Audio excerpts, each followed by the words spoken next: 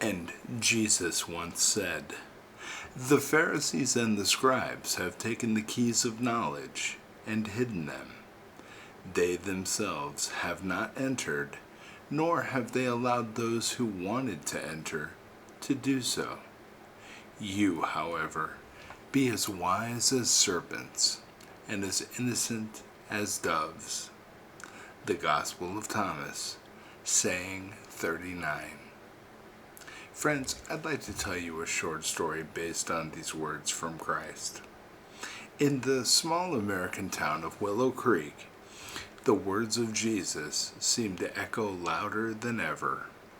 The town was tucked away in the rolling hills where Main Street had just one blinking traffic light, and the diner still smelled like fresh-baked pie. Life moved slowly there, but faith had grown even slower, stuck like dust on the old hymnals inside the church on Main Street. Pastor John preached every Sunday from a polished oak pulpit. His words were well ordered, his tone authoritative. He spoke of rules, of duties, of strict traditions. The people listened, nodded, and walked out the doors completely unchanged. Many didn't even know why they kept coming, except that their parents had, and their parents before them. The church had become more of an obligation than a source of life. But then Sarah came home. She was young, just in her 20s, with a Bible that looked like it had traveled the world with her, pages bent, verses underlined, and the margins filled with notes and questions. Sarah had studied in the city, searching for God beyond the walls of religion. She found him not in rigid laws, but in the living presence of Jesus, alive, merciful, and revolutionary. One Sunday morning, she did something unusual. Instead of walking inside, she stayed on the front steps of the church. Children gathered around her, curious. Opening her Bible, she began to tell them stories, not about what they couldn't do, but about what Jesus did. How he touched lepers, how he forgave sinners, how he looked into broken hearts and brought them back to life.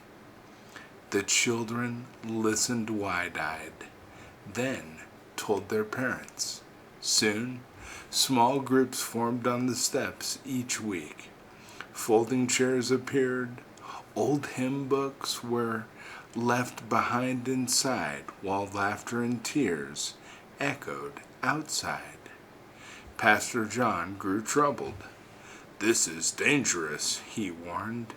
"You're confusing people with new ideas." Sarah only shook her head gently. "No, Pastor, I'm just giving them the keys that were hidden."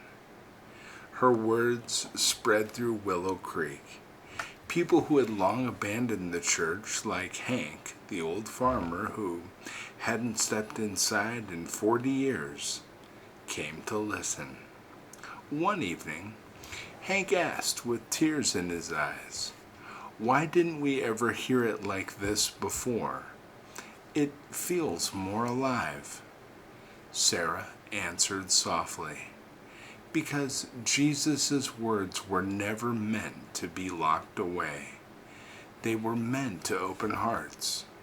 He told us to be wise as serpents, to see through the pride and power games, but also innocent as doves, living with purity and love.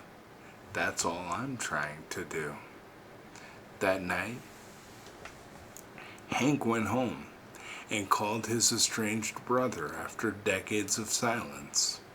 A single mother found hope to keep going, and teenagers who felt invisible finally believed they were loved.